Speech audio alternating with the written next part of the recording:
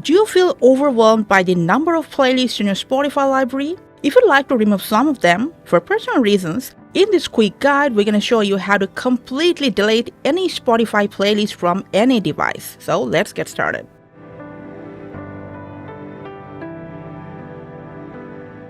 First, we're going to launch our Spotify app to your library.